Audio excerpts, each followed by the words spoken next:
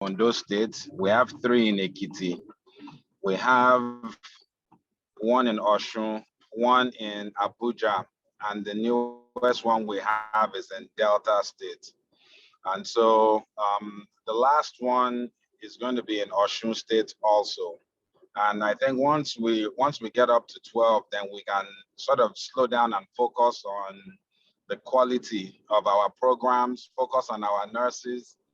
I know nurses want to make more money, more money, more money. Yes, I'm working on that. What we are bringing to the table is more than money. We're actually changing the lives of children and people in our local communities. And who knows that more than I do? You do. You guys are the ones that see the people. Imagine if we remove a nurse school program from Iseyin, or we remove the nurse school program from Abuja. Imagine the void that we're going to create in those communities, So my goal this year is to bring better quality to what we do. I don't think there's anything wrong with our quality, but the type of person I am is that once things are going well, then my next goal is to find ways to make them better. And when they're better, find ways to make them even better. So some of the areas that I recognize that we need to make some additional adjustments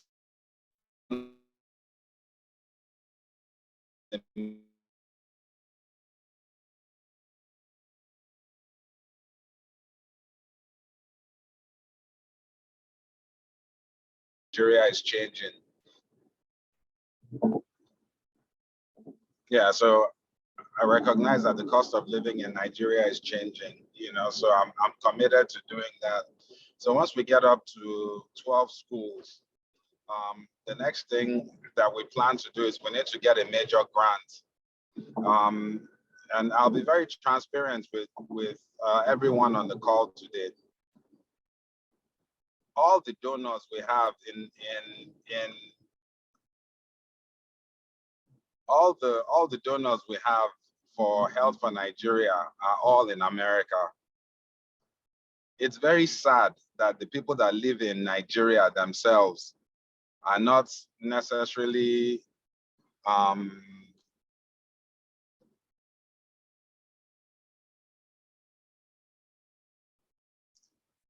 sorry, I see something on the screen and I'm trying to make sure I'm not creating any problems.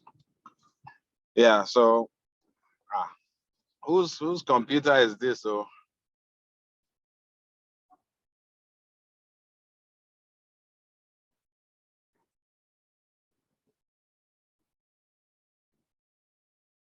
all right, thank you.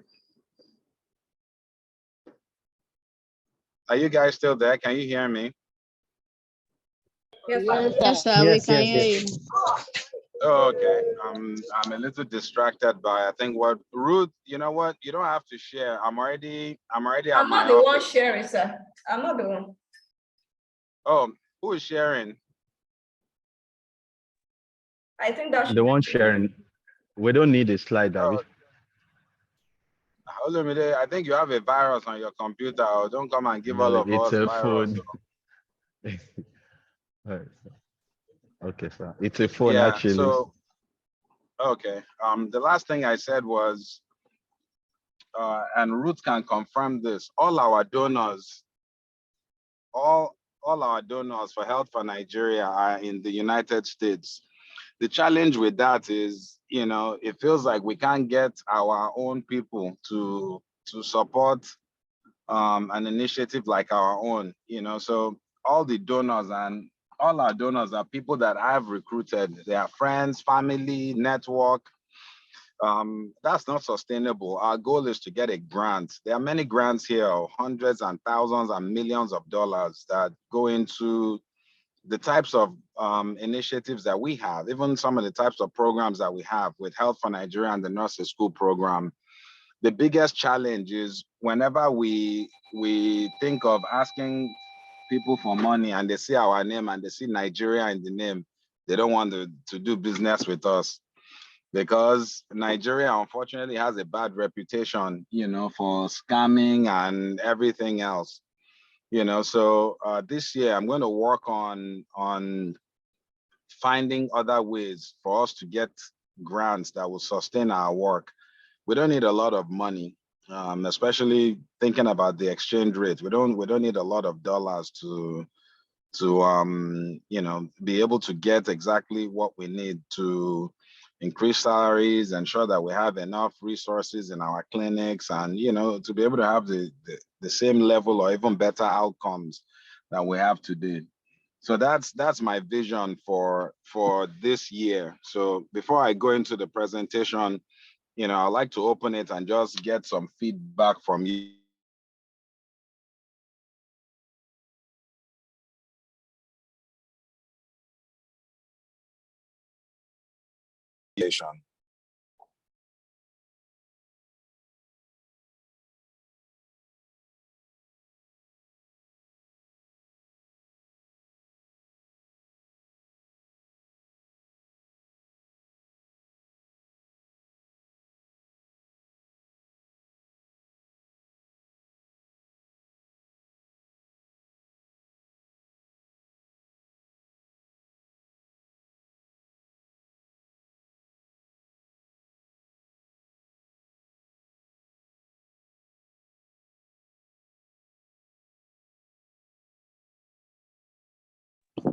Is everyone still here? Yes, sir.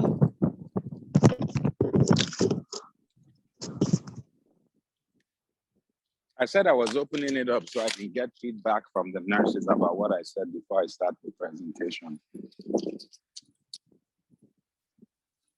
I need to make sure you guys can hear me. We can hear you, sir.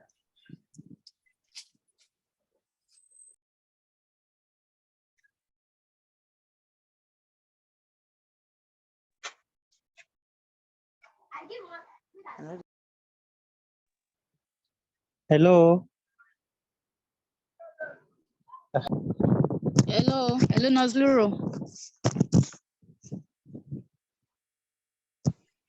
Hello. Folashade, I can hear you. Am I the only one here? Oh, okay. I can hear you, ma. Okay. I think Prof asked a question. I was in and out of the meeting. My network is bad.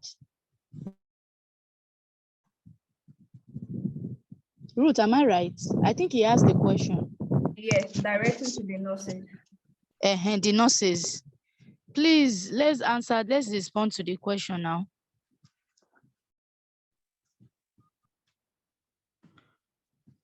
Nurse Luro, Nurse Ochigo, Nurse Eniafe, let's respond to the question. I didn't hear the question. No. Maybe my network was there. Hello?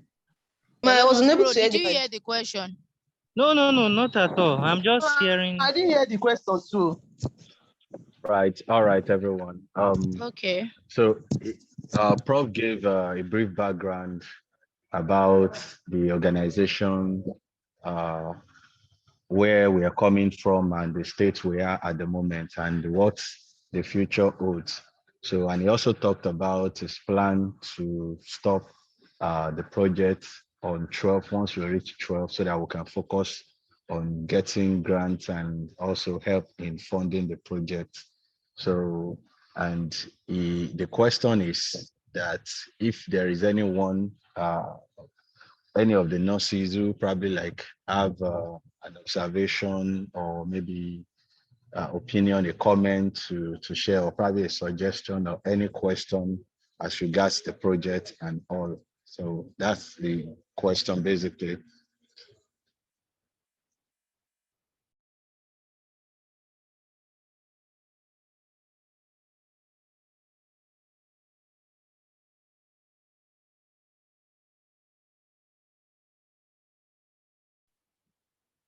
Hello?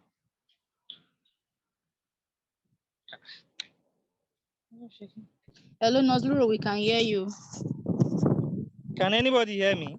Yes, we can hear you. We can hear you. Okay, based on, I will just say based on the new vision for the organization, I think it's a good idea for us to cut down the numbers for now, just like Prof had said. We need to build more on the quality and in terms of the services that we render. If there are some other things we can just add to it. Not really much like that, but at least other things we can add to what we have been doing before at the sick bay. If there are other services we can render within the scope of the nurses school program, it should be a very, very good development. And then concerning the working on the salary, I think it's a good idea to, at least for us to be able to promote job satisfaction for individual nurses. We know the way Nigeria is now. If we just keep increasing the number of schools and people that are involved in the program are not getting enough job satisfaction, it won't just be okay. So I think it's a good idea. I think the direction we are going is a very good one. That is my contribution. Can anybody hear me? Hello. Yes. Yes, we heard Hello. you. We heard We you. heard Nurse Lulu. everything you say. All right, thank you so much, Nurse Lulu. So I will make this suggestion. I will advise or suggest that all nurses, I know you guys are the ones on the field and you have one or two ideas that you can probably like chip in. So I will suggest that you do maybe like a brief suggestion, comment and all, and you route it to the founder through your coordinator, that's Nurse Folashade. So if there is anything, just like Nurse Luro said, so though he didn't go into details, said there are some areas which we can build on quality, add more to the service. So in whichever area you think we should build up with the service, kindly like put them into writing. You can do it briefly, like then drop it with Nurse Folashade so she can collate everything together and get it across to Ruth and then to Prof. So, and all those will be looked into, and then from there we'll go forward. But I can assure you that we are committed to developing this program always. And if we see anything, any comments or any suggestions that can help in bringing more quality to our the service we are rendering, of course, we will definitely adopt it as long as we are able to fund it at the moment. And if we can't fund it at the moment, it's something that we won't throw away too. We'll probably like just keep it in view. And once we are able to like get more fund, then we'll visit it and then we'll adopt it. So please just route it across to Nurse Folashade so we can go on from there. Thank you so very much.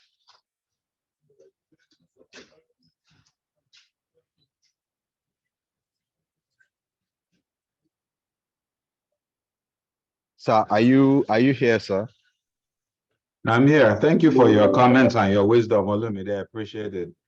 So I'm in my office now. I don't think I've ever addressed you guys from my office. So this is my office. I am going to share my screen and then we can go directly into the presentation.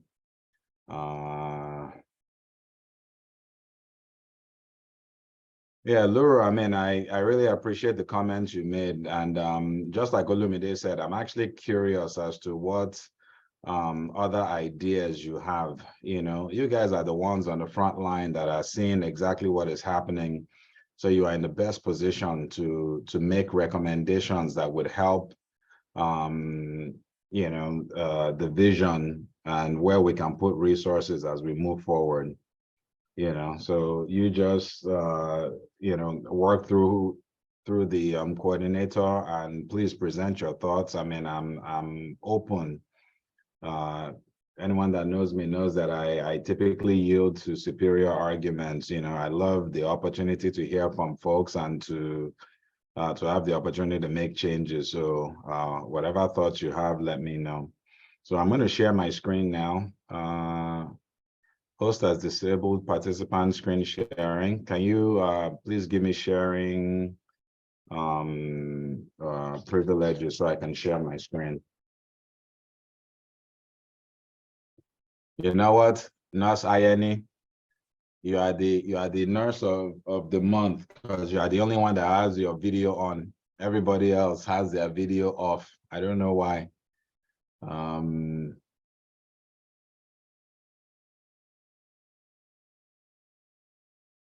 So can I share now?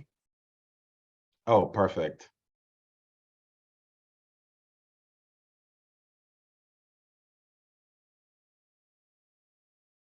All right, can you guys see my screen?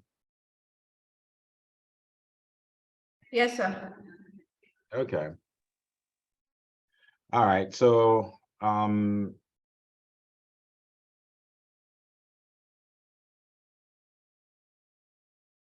this is the wrong one. One second. I think I have two of them open. Just give me 1 second. Let me make sure I have the right one.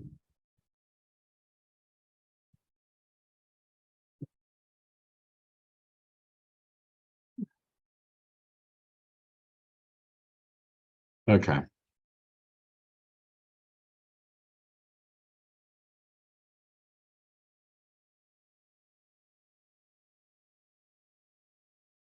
Can you see my screen? Yes, sir. Okay. So I was when Olumide spoke with me, Olumide told me that the topic that I should be considering for this week was general first aid for nurses in schools. And when I thought about that, I figured, you guys are already doing first aid in schools already anyway. So would this have been an opportunity for a refresher? Yes. But at the same time, if I could present you with information that could help you moving forward, then, that's probably more beneficial. So how many of you have heard the Stop the Bleed program?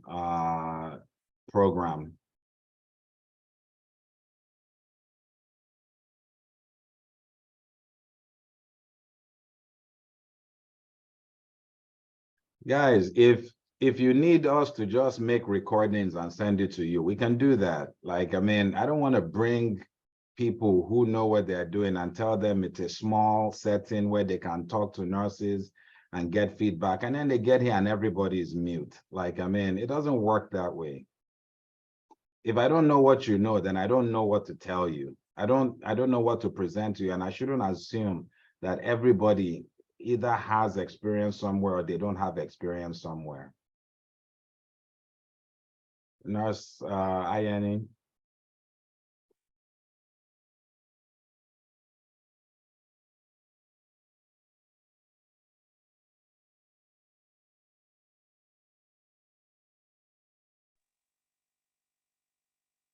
You are raising your hand. You have your hand up.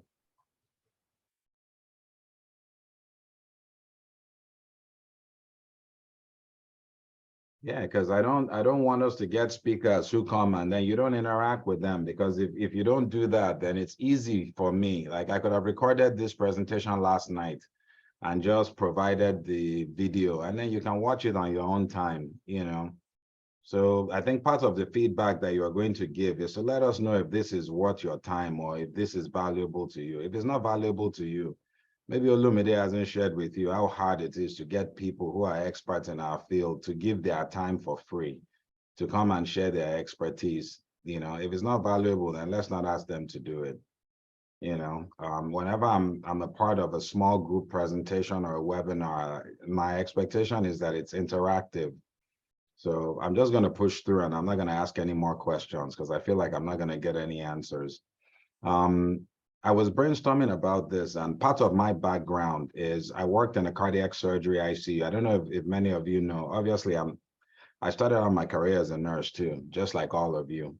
And my expertise was in the ICU. So I worked in the intensive care my entire career. I don't practice anymore, obviously, but my two favorite units were trauma and cardiac surgery. So I took care of patients who had heart surgery and also patients after trauma. And there's a new program called the Stop the Bleed program, and it provides information about how you can as a first responder, address someone who is bleeding. And when I say bleeding, I'm not talking about children in the schools that are playing soccer, someone falls, they have a cut on their hand and their leg. No, I mean, if they have a significant injury with a lot of bleeding that has a potential to be fatal, like, and you're the first responder as a nurse in the school, how do you approach that? How do you care for that student or staff?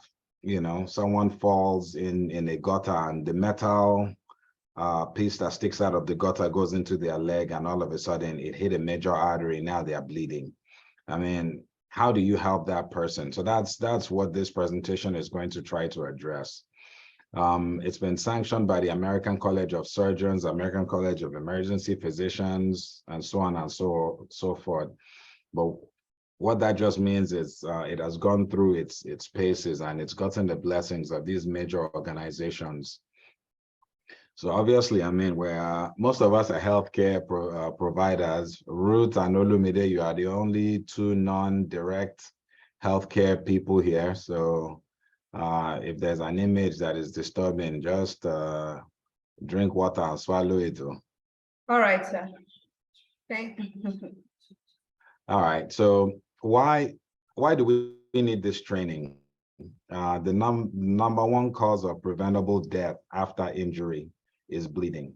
So after most injuries, 90% of injuries, someone has an injury, they're going to bleed. Is it a big bleed? Is it a small bleed? You know, I'm sure many of you encountered this in the schools you are in, you know, mostly with boys because they are more active, but actually not only boys. I'm sure you experience this with girls too. So where can this training be used? It can be used at home, in schools. You can see the picture of a gun here. In Nigeria, we don't have those issues, but I'm sure you watch the news and you see all the school shootings that happen in the United States. You know, it's something that school nurses here have to be trained on, you know, because unfortunately those types of situations happen here. Car accidents, natural disaster. So this training is good for all types of environments. So there are two main goals for this talk. One is to be able to identify and recognize life-threatening bleeding. What bleeding is, you know, is a small deal, what bleeding is a big deal, what bleeding may lead to mortality, you know. And I know in Nigeria, we believe we pray to a God of miracle that just makes everything happen for us without faith and without work. It doesn't work that way. You know, so if any of you are saying, God forbid this won't happen to me, that's not the prayer you should pray. The prayer you should pray is that if this ever happens to me, God, let me be in a position to do something about it. And that's the mentality you have to have. So my prayer is that this doesn't happen in any of our schools. But at the same time, if it does, I want our nurses to be ready to handle it. So how do you recognize life-threatening bleeding? And two, how do you stop the bleeding? You know, what steps would you take to stop the bleeding?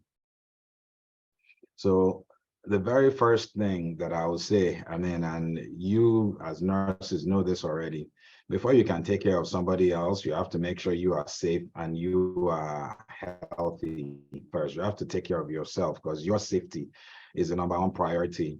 If someone is injured because something fell on them and you jumped underneath it and now you two are pinned under it. So now you who has the knowledge and the experience to help someone else cannot help them, you know. So just whenever these traumatic events happen, the very first thing you need to do is to survey the landscape and make sure that the care you are going to give would not put you in harm's way. Also, make sure other people that are around trying to help are also not going to get in harm's way. So you are the triage officer. So you become the triage officer. So if the situation changes or it becomes unsafe, you have to stop, move away to safety, and if you can, move the victim with you. If you can't, you have to move yourself out first. I know that's difficult to do, but that's what you're going to have to do.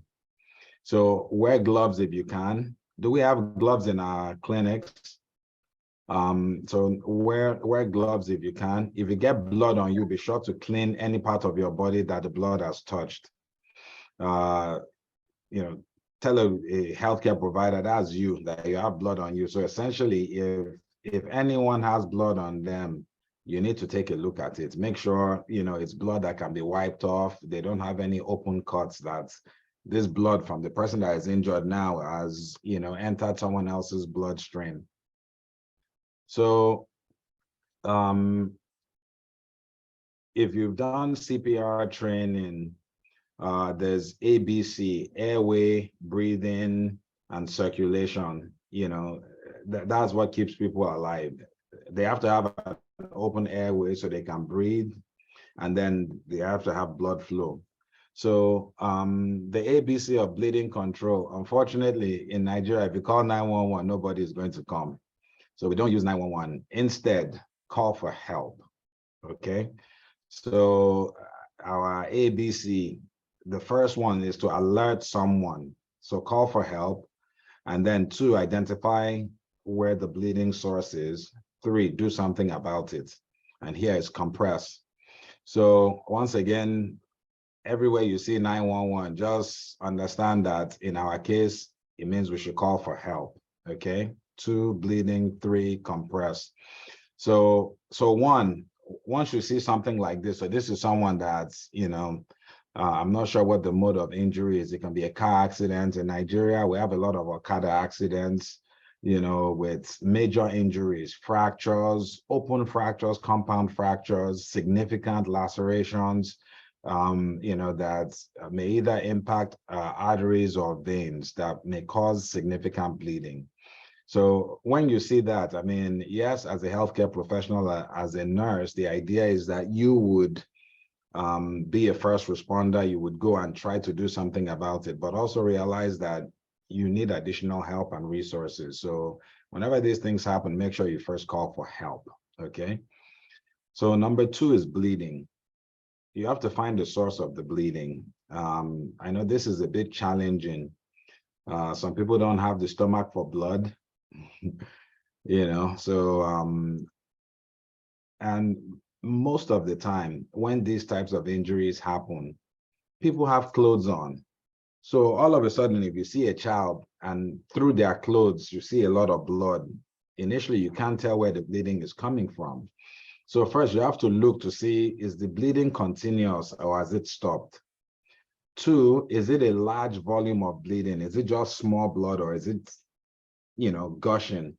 And 3, are you seeing a large pool of blood? Because what is the significance of a large pool of blood? It means the person has lost a lot of blood and now you are starting to worry about mortality. You know, is this something that's, you know, may lead to death, you know, just based on this injury, you know? So once you start seeing like this large pool of blood, you need to now start thinking of the next steps, you know.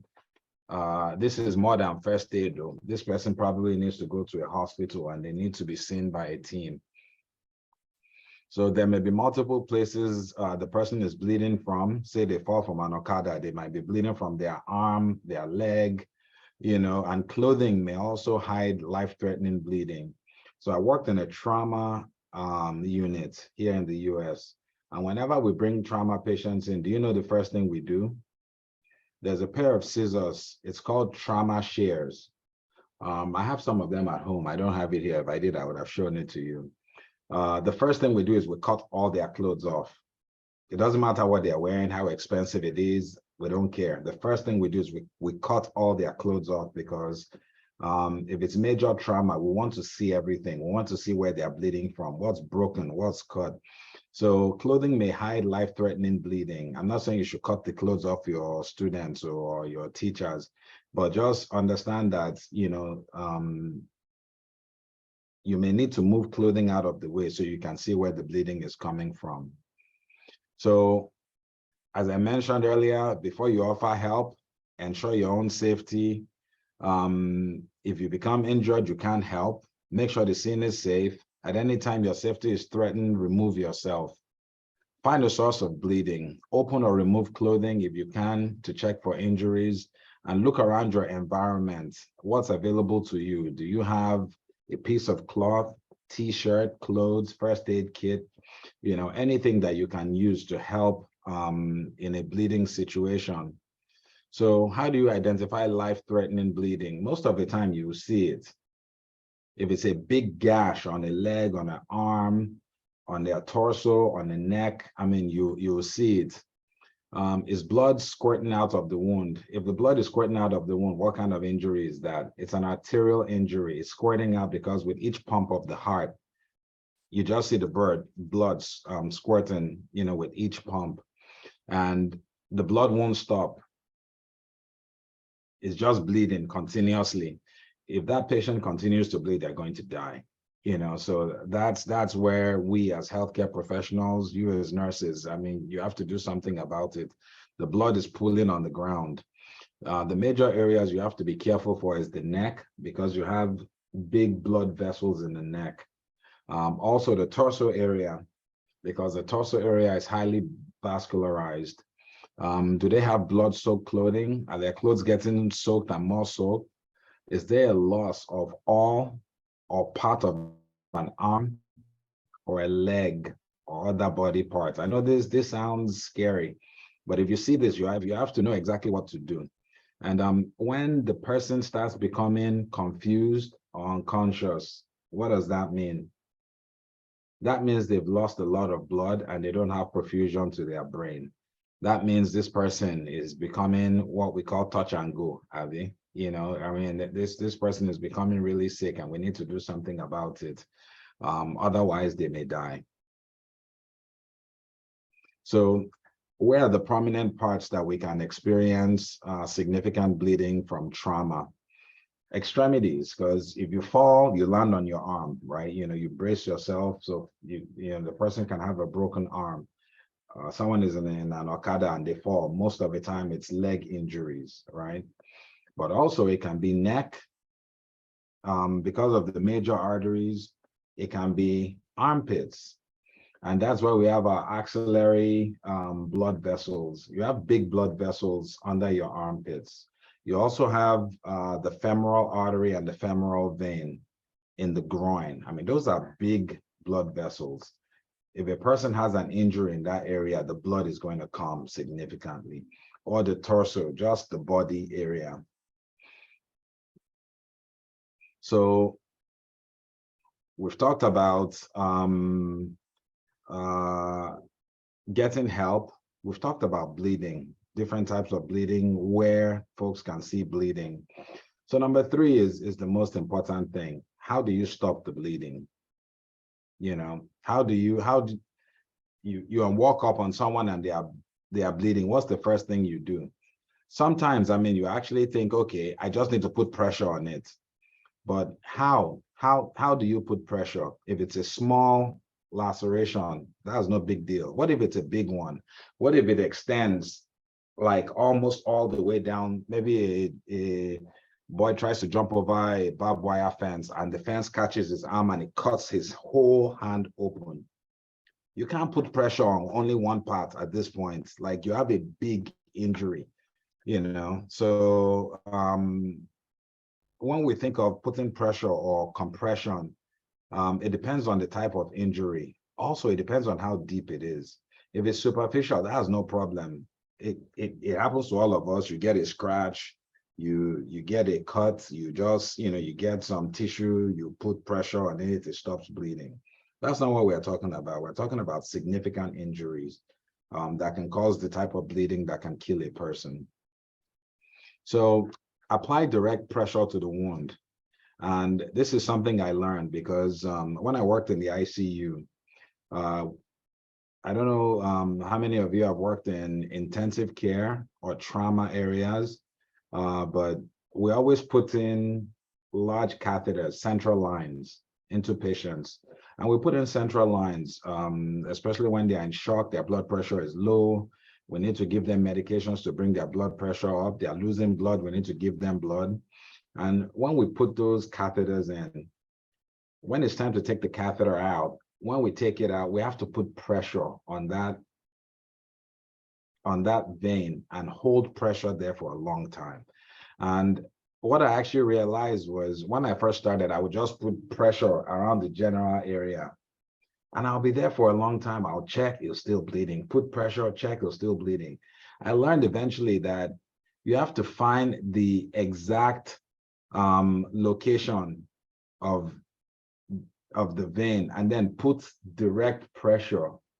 Like you can actually get more value from direct pressure from one finger on the actual location than putting major pressure on the entire area. You have to find the exact source. So apply direct pressure to the wound, focus on the location of the bleeding. That's where you want to put your focus. Just enough gauze, just enough to cover the wound. You don't want to have something so big, you have it on the wound, you can't see it, you can't feel where the wound is. At that point, I feel like you are not in direct control of the bleeding, but just enough to cover the bleeding, especially if it's a small enough injury. And if the pressure stops the bleeding, keep pressure on the wound. Even if the bleeding stops, just keep pressure on it until you get help. So this is an example of someone that cuts their hand. This is a very big piece of gauze.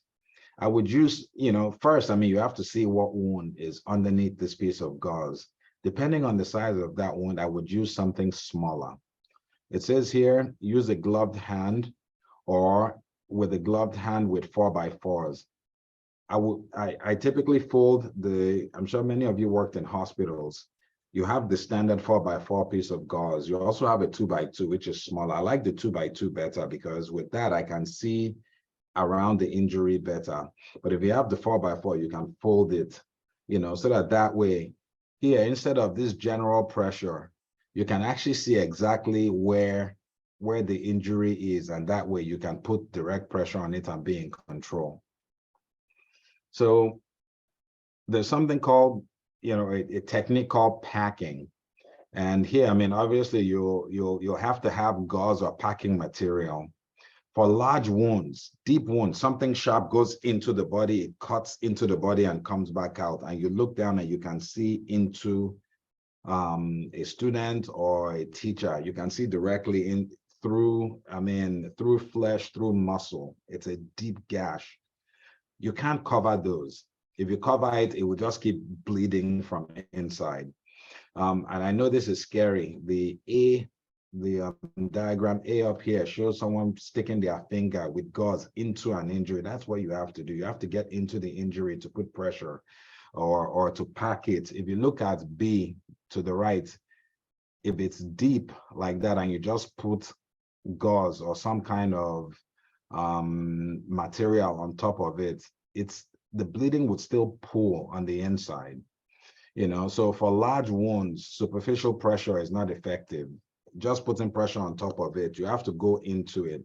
So if the bleeding is from a deep wound and you have gauze available, pack the gauze tightly into the wound until it stops bleeding and then hold pressure on top of it. So this is one that looks, very bad, lots of bleeding, and you can see pooling under the injury. You find exactly where the injury is, put just enough gauze on top of it, hold pressure. This person is even using just 2 fingers. That's better than using your whole hand, but not putting direct pressure on the site of the injury. So there are several products that you can use. There's hemostatic gauze. Hemostatic gauze has some materials in it that can help with hemostasis. Hemostasis just means stoppage of bleeding. And the other one is Cell Rapid. These are materials that you can use to either put pressure on or to pack a deep wound with.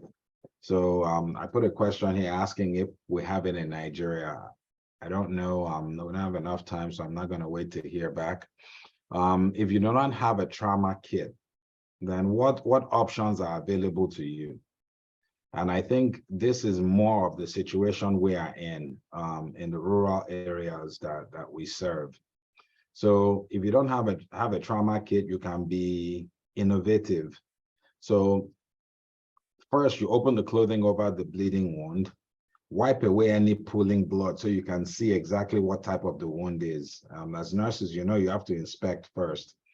And so pack or stuff the wound with clean clothes. If you have a t-shirt anywhere or anything that's available, first you want something clean because you don't want the wound to be infected. But if you can't find anything clean and all you have is something dirty, you would rather keep the person alive and treat the infection later than not use something dirty and let the person bleed to death. You know, so these are algorithms you have to go through in your head. First, I mean, do I have gauze that I can use? I don't have gauze. What, do I have a clean t-shirt? I don't.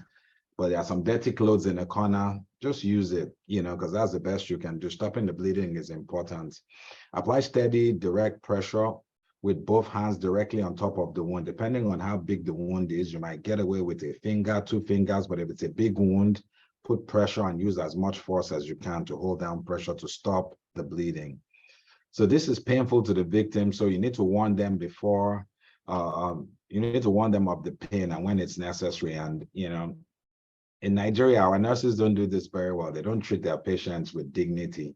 Whenever I deal with patients, I tell them what I'm about to do and let them know if it's going to be painful or not. And sometimes that just helps the patient anticipate what you're about to do. So let the patient know this is going to be painful, you know, just in anticipation. So once again, same areas where bleeding occurs are the same areas where you can either compress or use packing to stop the bleeding. So extremities, arms and legs, the neck, armpits and groin, you know, where you have large blood vessels, and the torso area. So has any of you ever used a tourniquet, or does anyone know what a tourniquet is? So if you've ever given blood at a clinic before, if you've ever been to, huh? Yes, tourniquet, we are all familiar with it, sir. Okay. So whenever you think about tourniquets, you think about when you give blood, you know, and you use a tourniquet to make veins more visible. Well, tourniquets for bleeding is essentially the same concept. You want to tie the tourniquet above the area of injury to stop blood flow to that area. And by, well, not stop, but to decrease blood flow to that area. If you decrease blood flow to that area, you slow down the bleeding. The tourniquet is not going to stop the bleeding, but at least it's going to slow it down. So even with a tourniquet, sometimes you still need pressure. So apply a tourniquet 2 to 3 inches above the wound. Do not place over an elbow or a knee.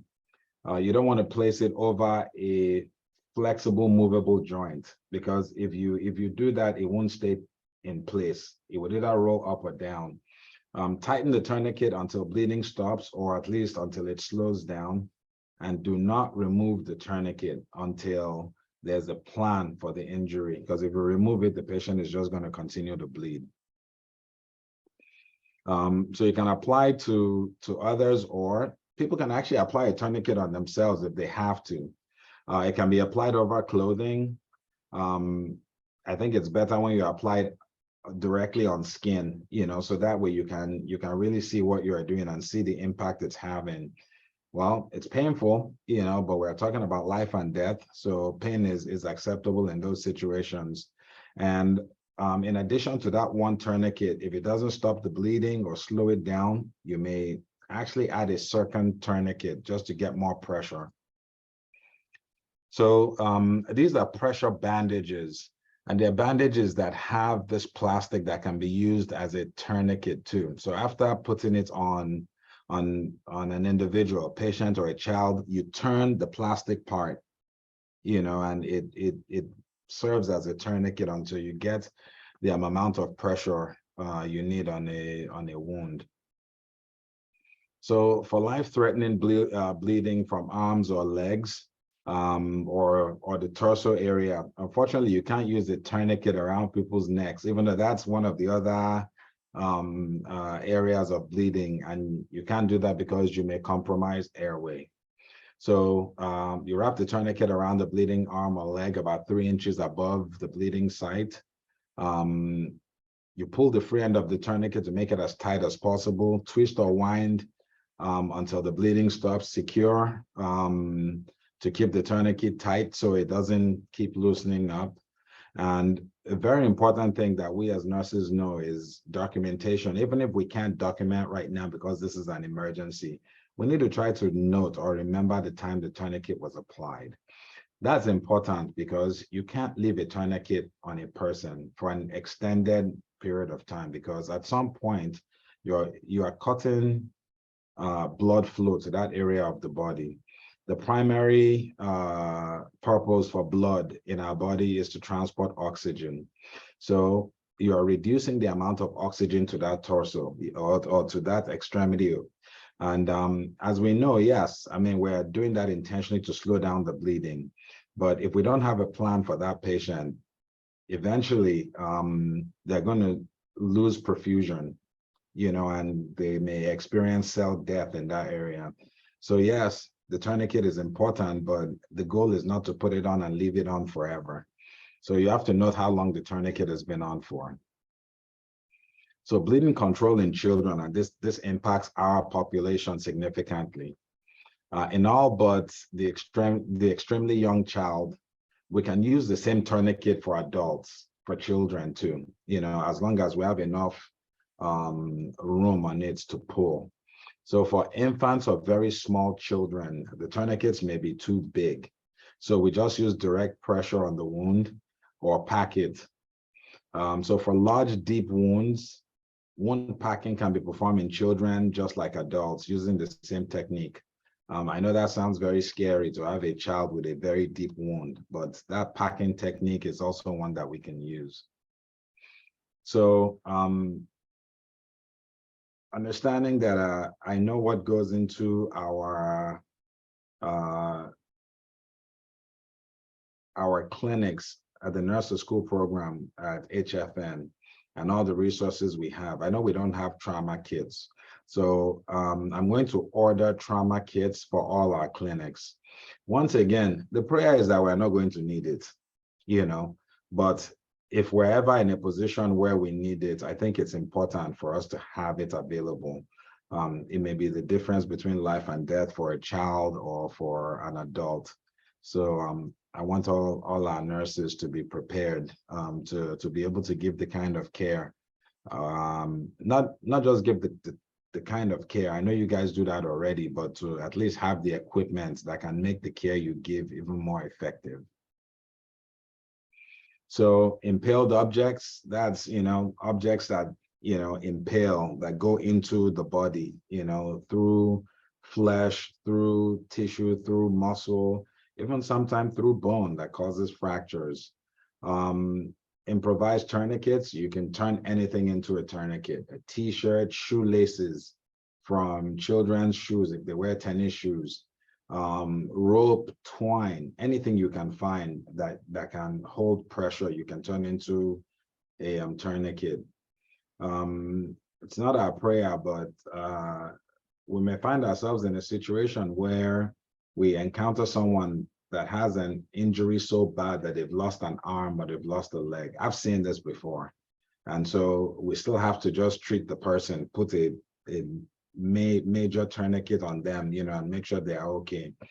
Pain is a significant issue, but in these situations, pain is secondary. Life is primary, you know, so we try to make sure the patients are okay before we start really worrying about pain and or even infection.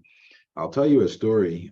When I was in Nigeria, and I don't know if Olumide remembers this, my dad has a company, it's called Pharmac. It's on Ondore Road.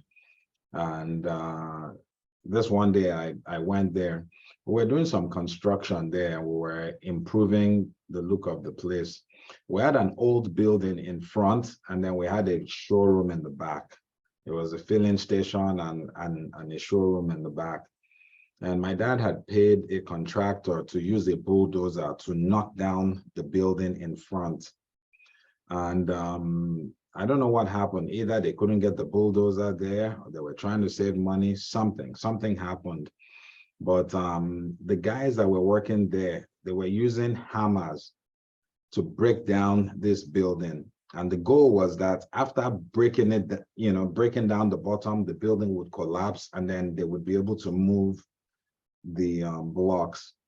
So unfortunately, but also unfortunately, this day I went there and I was standing in the showroom. I came outside and I was watching this guy, and he had knocked all the blocks out from more than half of the building.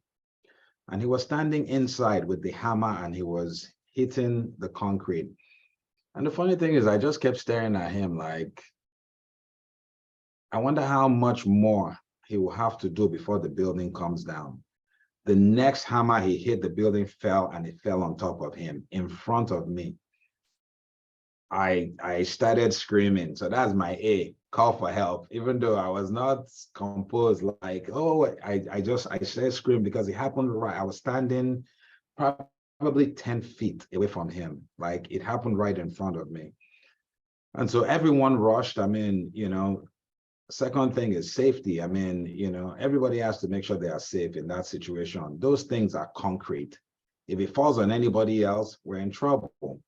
And so it fell on him. Luckily enough,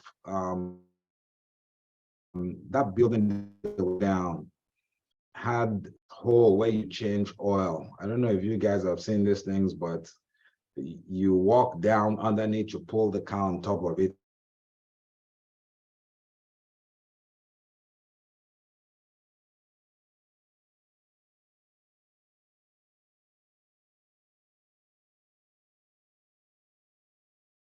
The transfer to make the transfer to a hospital to make sure he was safe. And I think he did.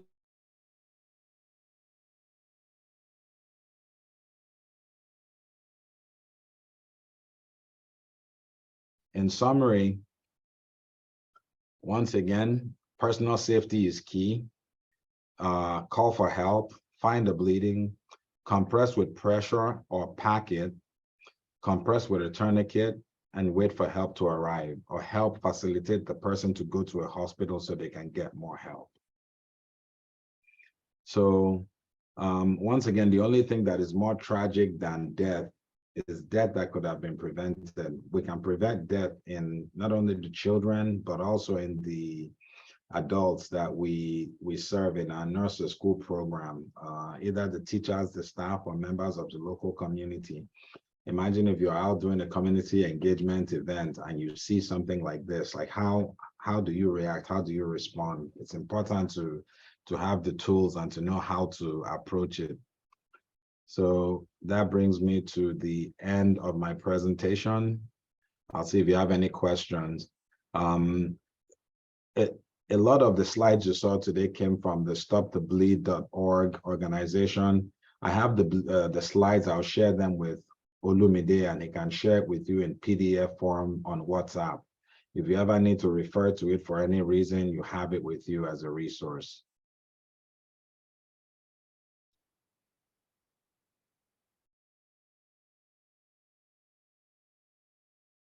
Do you have any questions, any thoughts, any concerns, any recommendations?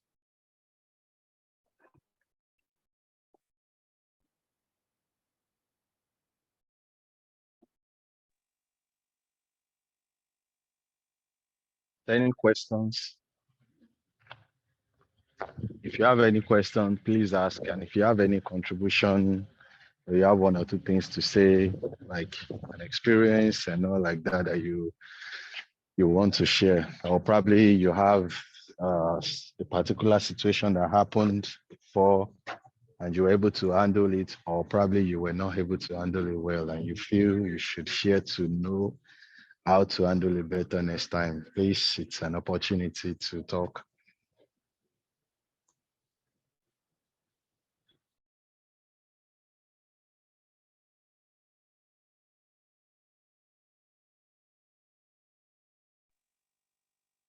All right, so thank you for the presentation, sir. Just to add to what you said. Actually, Olumide, Luro's hand is up.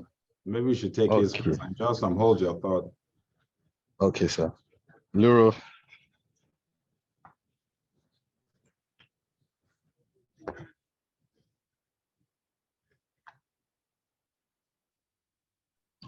That's Luro. Hello. Hello. Okay, yeah, Hello. thank you. Hello. All right, we can hear you. The network is somehow on my side here. sir. I just wanted to ask, in cases of a patient that have been paid by an object, probably a knife or something that is sharp, at an area that there's probably a large artery or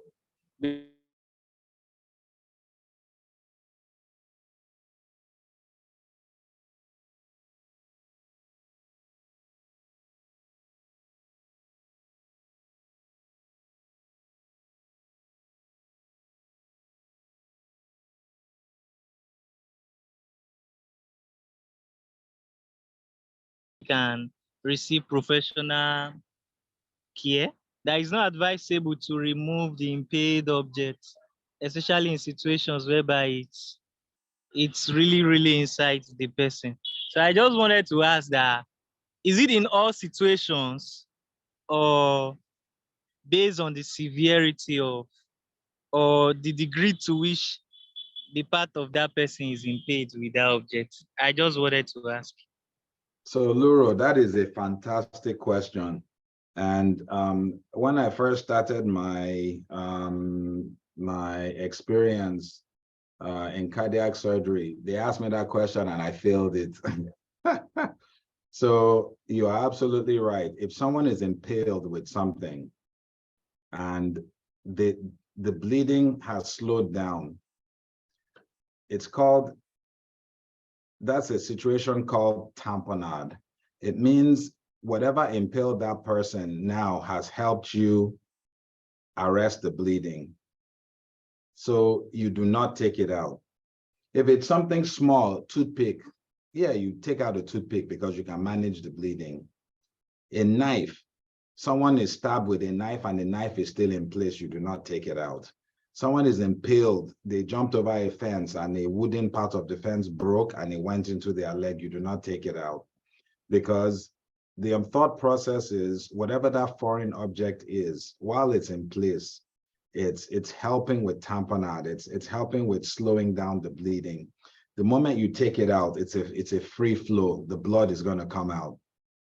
So yes, if it's, I mean, you still have to use some critical thinking and some judgment there to make sure it's not something big, you know. So if it's a toothpick, like I said, something small, yeah, I mean, you can take it out and you can put pressure on the wound and hold pressure. But, you know, anything larger than that, say, children are playing with each other and one puts a pen on the chair and another child sits on it. I saw that happen. That happened to a child here in the US just last year. You don't take that out. The child needs to go to, you know, a clinic, a health, the child needs to go somewhere where they can get professional help. Because once you take that out, chances are you are going to create a hemorrhagic situation. Excellent question. All right, Olumide, what was your comment? Oh, okay, sir. Thank you, Luro. Okay, sir. I actually wanted to buttress the incident point you mentioned about the person the bricklayer who broke his leg Yes. in Farmak, because I was also right there that day. Oh, were you? Was... I wasn't sure if you were there, you know, but it was, see, me in my experience, I work in trauma. I never see the trauma happen. But if you bring them to me after the trauma, I know what to do. That was the first time that I saw that type of trauma. I've seen car accidents, but the thing fell on him. I was the closest person to him when it happened. I don't know if you remember how I screamed, but I screamed so loud because it was so scary. It was scary because I thought it was dead. Yeah, I had that thought also because if not for the pits inside the loop bay, he would have probably like been on the playing floor and the thing would have landed on him and it would have been like something really terrible. But luckily, like he went inside the hole, the pit, and they had to like lift it up, but the thing broke his two legs. And the part that I actually want to mention again was a part of like rescuing and like getting help. Because I remember that day, the general manager was trying to, he ran to the They were park trying to stop taxis and to taxis would not stop taxis. Mhm. So, and you had to like tell them like, there is a car here. Like, so everyone was like, this is a Prado Jeep. Why will you put blood on? She said, like, please just take him in. And at some point, the GM was also trying to use nylon to cover this. So as it was wasting time, he just like, see, just get everything off and just put the guy inside and let's just go. We can always clean the car, but if this guy gives up, like, and that was how he was able to like get quick help that day. If not, maybe still getting nylon and everything, but at least you played a major role there that day. And thank God the guy was at least, and now he can even walk with his two legs. So that's why the fact that he had like broken legs that day. So just to buttress the point, sir. So I'll never forget that day. I was almost embarrassed at how traumatic my response was. So hopefully this is helpful for you. It's another resource. Like I said, I'll work with Ruth, with Olumide, and also with Paula Shade to get you those trauma kits. So you can at least just have them in your clinics. And if anything ever happens, we pray it doesn't, but if it does, and I don't mean small injuries, I mean life-threatening injuries, then you would have the resources you need to hopefully save someone's life.